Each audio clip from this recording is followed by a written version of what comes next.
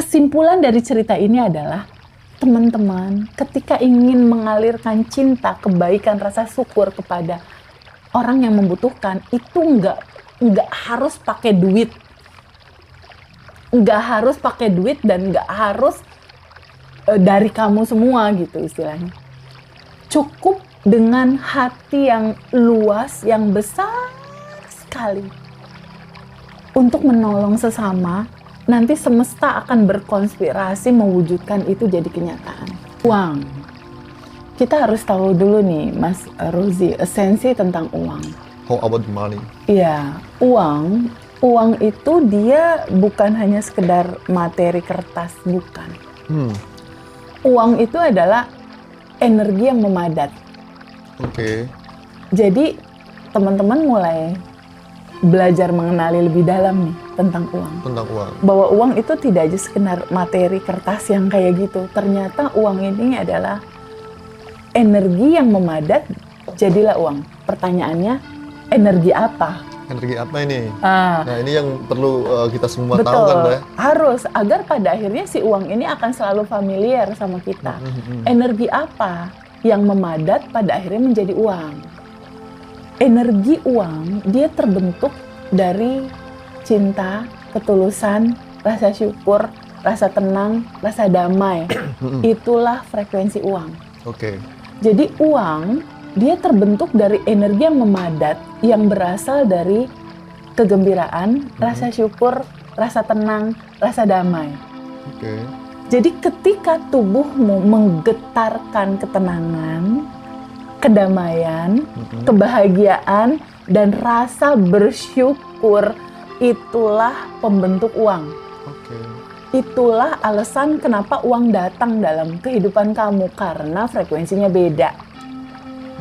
Uang akan sulit masuk kepada seseorang yang getaran tubuhnya atau vibrasinya itu vibrasi ketakutan, Oke. vibrasi kecemasan, vibrasi kekurangan. Kenapa? Karena frekuensinya beda. Berarti semua atau apapun itu sebenarnya ada energi atau Getarannya. getaran itu tadi. Berarti apapun itu harus positif ya? Tidak hanya positif. Jadi positif itu di level judul packaging luar. Tidak hanya positif, tapi yang lebih dalam dari itu. Kalau kita mau kupas lebih dalam, itu ada di frekuensi ketenangan, kedamaian, dan rasa syukur. Jadi di dalam satu kitab suci, terutama kitab suci kita gitu Al-Quran, itu ada satu surat Ibrahim, itu mengungkapkan ketika kamu bersyukur pasti aku tambahkan. That is the key. Pasti gitu ya? Pasti. Ketika kamu bersyukur, maka pasti ku tambahkan. Karena syukur, aku tambahkan.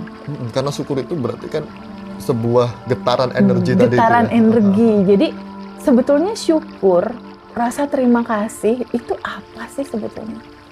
Dia adalah satu ekspresi, satu ungkapan di mana kita mengalami sebuah rasa penuh sukacita, penuh rasa thankful gitu, penuh rasa syukur yang sangat besar, rasa terima kasih.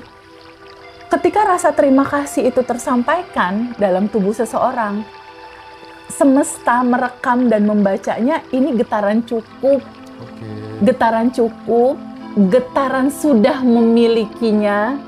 Nah, getaran itulah yang membuat uang datang. Getaran cukup, getaran sudah memiliki, getaran kelimpahan.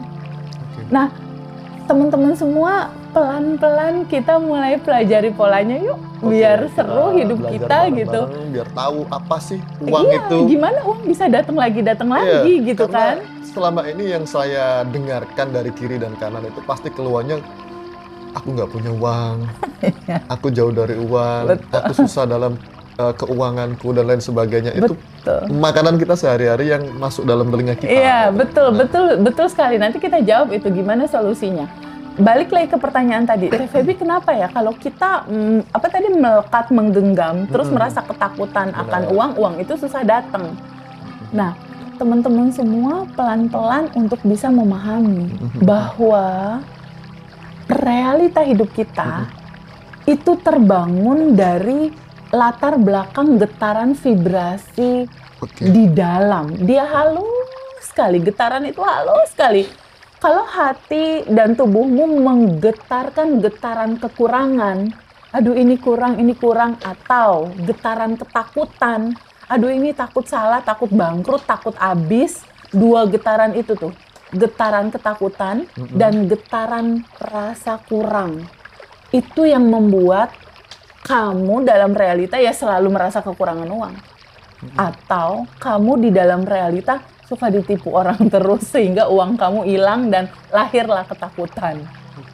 Jadi di sini perlu sekali teman-teman memahami bahwa titik substansi dari kebahagiaan dan kelimpahan itu adalah bagaimana kamu melihat identitas dirimu. Kembali dan kembali Mas Hendra dan aku mensiarkan gitu untuk mengingatkan teman-teman. Perubahan itu dimulai dari kesadaran. Dari sebuah kesadaran, dari sebuah ruang kesadaran. Dari kesadaran kamu membuka hatimu, membuka cara berpikirmu. Izinkan dirimu untuk terbuka, menyadari sebuah kemungkinan tentang kamu siapa sih sebetulnya gitu. Kamu bukan si kekurangan itu, bukan sayang. Kamu bukan ketakutan itu, bukan. Izinkan kamu terbuka untuk mulai aware tentang siapakah dirimu. Karena dasar kesadaran inilah yang pasti merubah realitamu. Dasar kesadaran yang paling dalam, bukan di titik berpikir positif, berpikir negatif, bukan, itu masih di permukaan. Tapi ada yang lebih halus lagi di dalam, tentang latar belakang kamu melihat siapakah dirimu. Ada beberapa orang yang melihat diri dia itu, aduh aku mah nggak layak. Nah, itu yang sering terjadi. Aku nggak layak kaya, nggak layak makmur gitu. Jadi sebelum apa-apa mereka itu sudah memaknai dirinya itu bukan siapa-siapa, karena gara-gara masalah, oh aku terlahir dari keluarga ini berarti aku bukan siapa-siapa. Sedangkan saya juga kan kadang berpikir, saya itu sadar bahwa kita mempunyai part yang sama, tergantung kita mengolahnya seperti apa. Nah, untuk mengembalikan kesadaran seperti itu ada teori tertentu atau seperti apa deh? Boleh ambil dari kisah nyata aku nggak? Monggo. Boleh ya? Silakan. Sejak kecil, aku terlahir, mama papa waktu aku TK tuh bercerai. Ada luka di situ ya, ada kekecewaan di sana. Dari kecil bisa dikatakan hidupku nggak berkecukupan, nggak. Mama di mana, papa di mana, aku sempat nggak tinggal sama mama, nggak tinggal sama papa.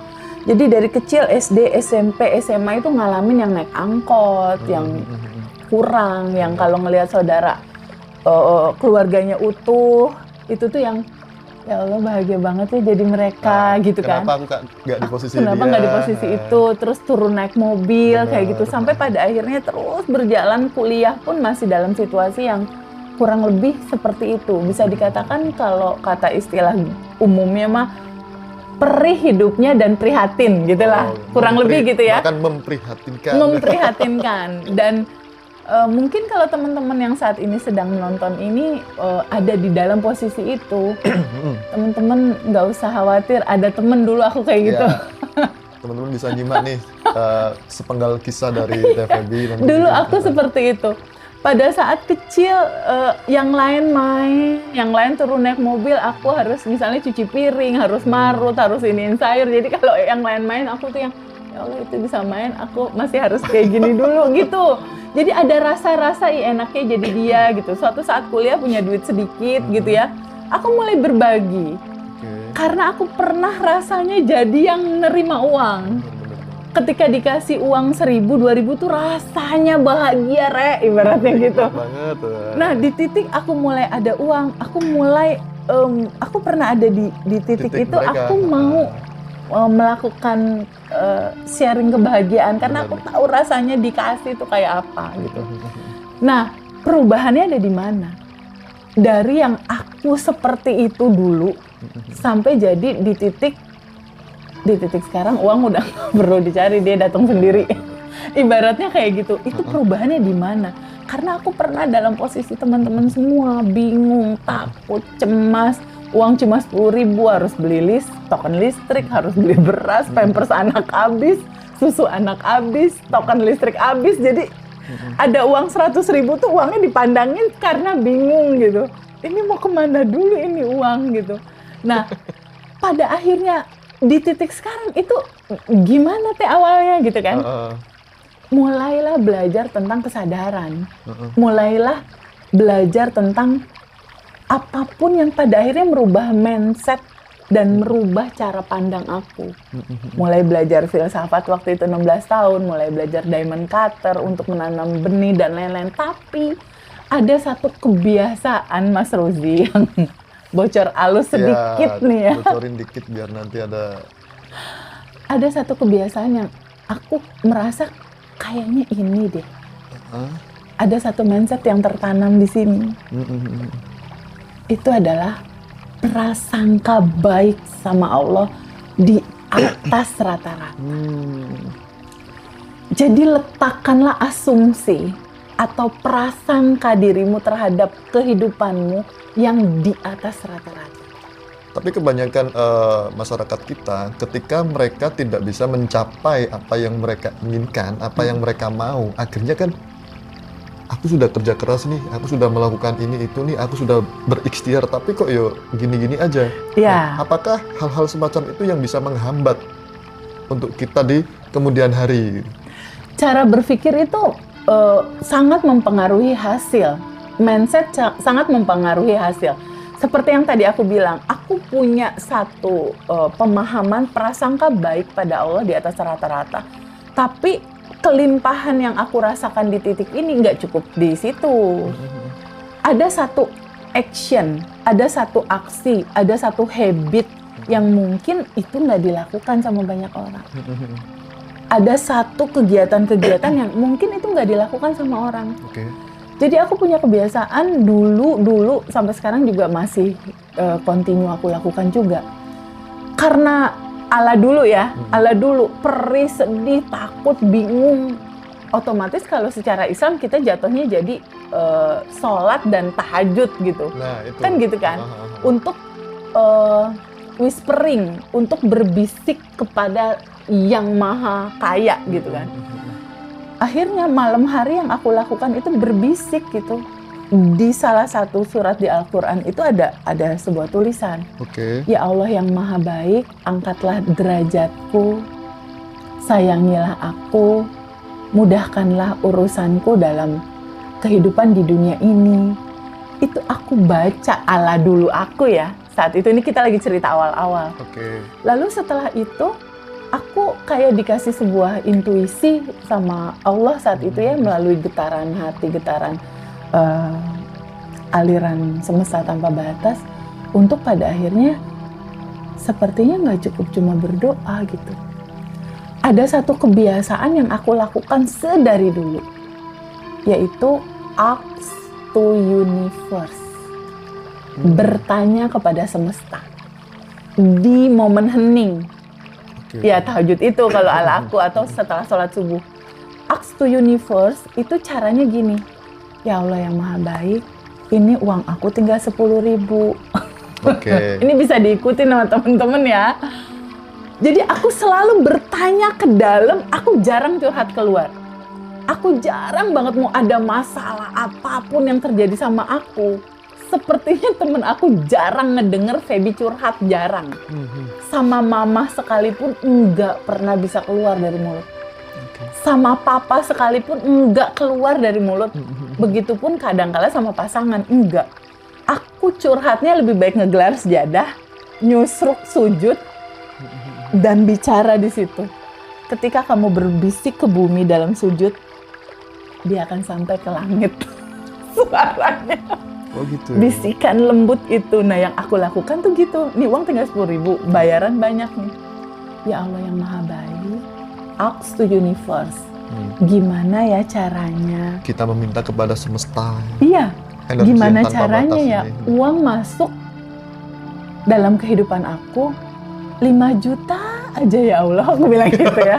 Ini bayarannya udah berentet kan. Nih pertanyaan ke semesta ke dalam tuh ya. Aku gini, tolong kasih tahu aku ya Allah. Gimana caranya uang 5 juta masuk? Udah lepasin. Gitu aja? Itu kuncinya, iya. Karena ketika mulut kamu bicara dengan bisikan yang lembut ke dalam, getaran itu naik ke atas, hukum semestanya, semua pertanyaan wajib terjawab. Oke, keren. Jadi Itu kuncinya. Kamu buat pertanyaan ke dalam, kan keluar nih dari mulut. Nah, semua apa yang keluar dari mulut kamu sebetulnya itu adalah sebuah getaran. Apalagi kamu menyampaikannya dengan lembut tapi vibrasinya kenceng. Lembut kenceng tuh maksudnya gini, nggak, ya Allah ini gimana sih uang masuk 5 juta? Itu nggak akan nyampe ke sana. Karena suaranya kenceng tapi getarannya nggak sampai ke atas. Getaran rendah kalau kayak gitu. Frekuensinya terlalu low. Low, karena ada pemaksaan di situ. Tapi kalau suaranya gini, ya Allah yang maha baik, semesta yang baik, tolong kasih tahu aku ya. Gimana caranya ya uang 5 juta masuk. Oke. Aku pengen bahagiain Mbak ngasih gaji. Berarti dengan cara-cara yang lembut, yang halus, penuh cinta ya gitu ya. Tapi vibrasinya zoom. Oke. Itu kebiasaan-kebiasaan yang aku lakukan, lalu aku sadar sesadar-sadarnya tentang satu hukum semesta.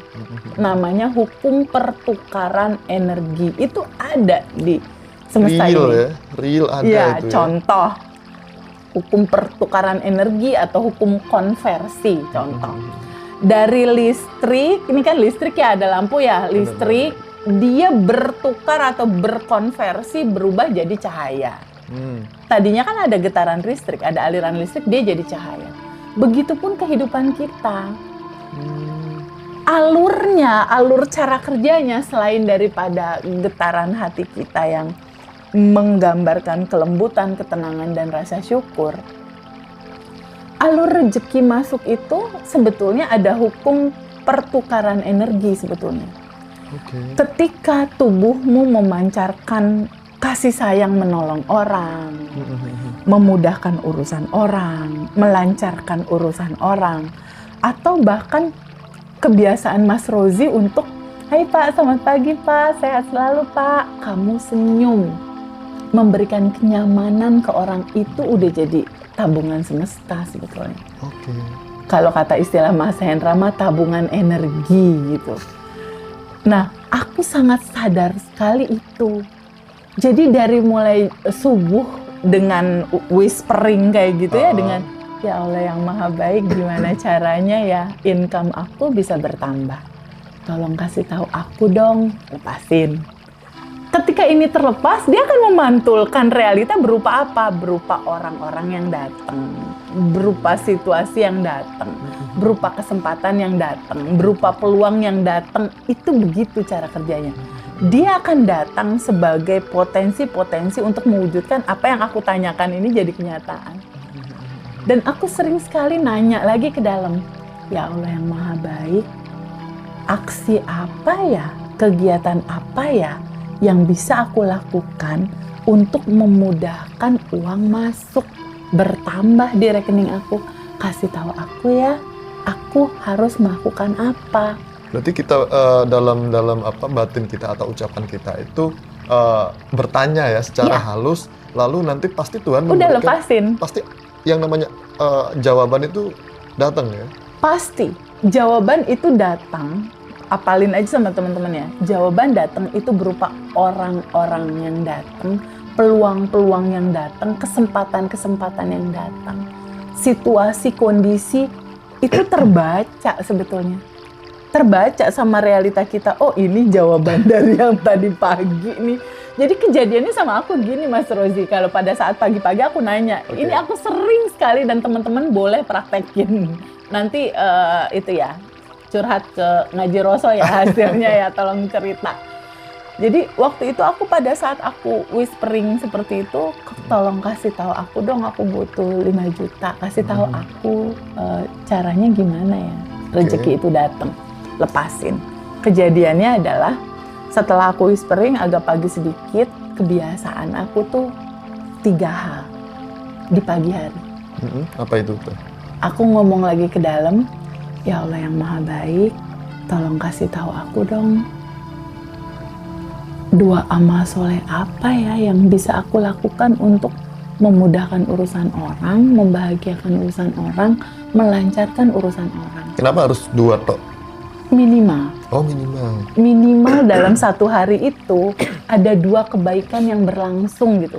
Okay. Aku nggak tahu kenapa itu dari dulu aku memang minta ada kesempatan amal soleh yang bisa aku langsungkan gitu. Nah, yang terjadi di aku pagi-pagi ada ibu yatim cerita, Teh Febi, 1 adik anak yatim sakit gitu. Dia butuh obat dan lain-lain. Oh iya, oke. Aku catat dulu, orang aku juga nggak punya uang. Aku cuma nyatet doang, nyatet kebutuhannya apa ini. Okay. Terus mau sekolah bukunya juga habis, aku catat dulu. Ketika ada 5 anak yatim butuh pertolongan, aku cuma nyatet di kertas Mas Roji, sambil kertas itu aku pandangin. Ini kisah nyata yang kemarin-kemarin ya. Aku pandangin, kan aku nggak punya duit, cuma 10.000 uang aku. Benar. Tapi walaupun kita nggak punya uang, tapi kan kita punya rasa hati dan cinta yang besar untuk menolong. Oke. Nggak harus dari uang kita karena uang kita nggak cukup. Lalu aku pegang kertas itu, lalu aku duduk, lalu aku ngomong lagi ke dalam. Ya Allah yang maha baik, ini anak-anak yatim butuh uang. Ini siapa yang bakal mengalirkan uang ke anak-anak ini? Tolong kasih tahu aku ya Allah, anak-anak ini rezekinya dari mana? Aku pengen nolong tapi kurang, uangnya juga nggak ada. Tolong kasih tahu aku ya Allah, getarkanlah ya Allah orang-orang, teman-teman baik aku untuk jadi jembatan rezeki buat anak-anak ini.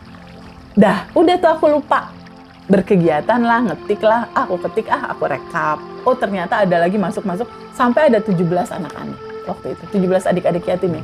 Aku rekap, aku pandangin layarnya, karena totalnya udah ada sekitar 7 juta sekian buat anak-anak.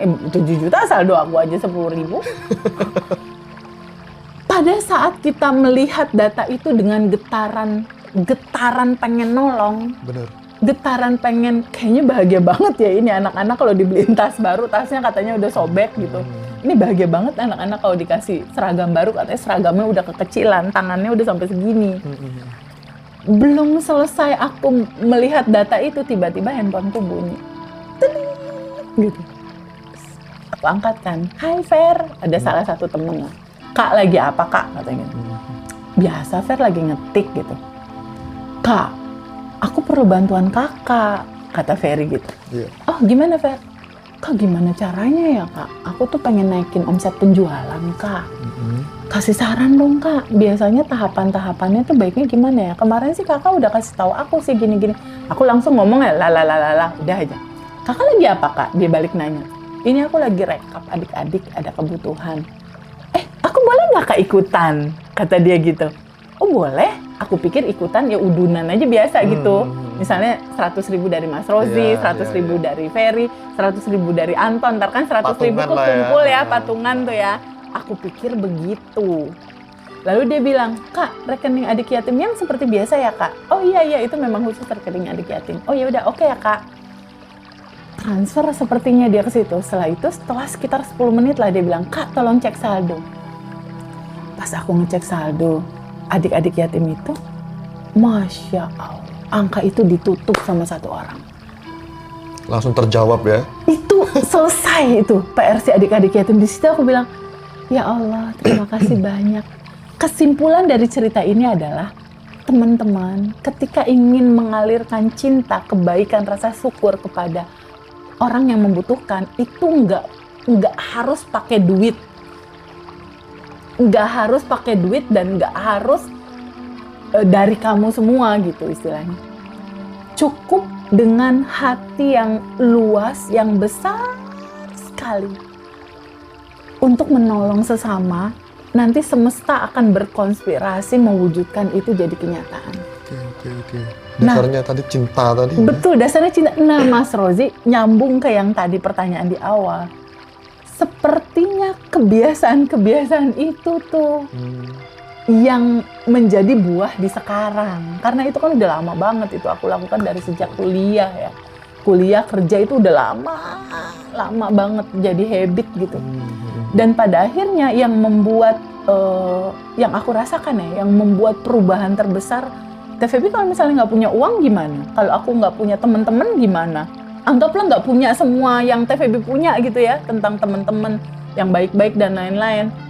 Caranya gimana kalau aku dalam posisi kekurangan? Nah, dulu juga aku sama dalam posisi kekurangan. Tapi ada sebuah kebiasaan yang dari dulu sampai sekarang aku lakukan. Itu pada saat baru melek mata, Mas Rozi. Melek nih. Aku tuh aku tuh pas melek mata tuh udah langsung gini. Senyum. Makasih atas nafas. Terus aku gesek-gesekin kaki aku ke kasur gitu. Kasur empuk banget. Jadi di pagi hari sebelum melakukan apapun, kalau kamu mau merubah hidup kamu, kalau kamu mau merubah nasibmu, kalau kamu mau merubah realita hidupmu yang kekurangan, mulailah di pagi hari dengan rasa syukur yang dalam. Kira-kira ada clue nggak Teh? Pagi hari itu jam berapa gitu? Mungkin teman-teman kan penasaran. Pagi hari itu jam berapa Teh? Umumnya pagi lah. Kalau pagi ala aku tentunya sholat subuh. Subuh ya? Iya, 4:30. Tapi teman-teman yang lain kan juga mungkin punya cara yang berbeda kan. Bisa jadi jam 7 mungkin kalau teman-teman yang lain. Pokoknya intinya pada saat pertama kali kamu melek mata, Itu ya? nggak usah inget utang, nggak usah inget yang lain-lain, nggak usah inget cicilan, nggak usah inget dulu masalah, nggak usah. Nggak usah inget BRI. Nggak usah inget tagihan, nggak usah. Buat kan ini kan tahun baru ya Mas Rozi ya? New Year ya, 2026 tahun baru.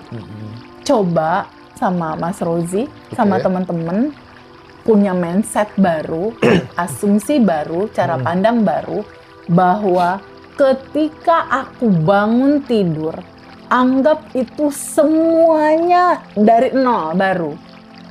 Berarti kita gampang caranya itu. Inget-inget aja tukang pom bensin. Iya, inget Pertamina. Inget Pertamina. Mulai dari nol ya Mas, gitu.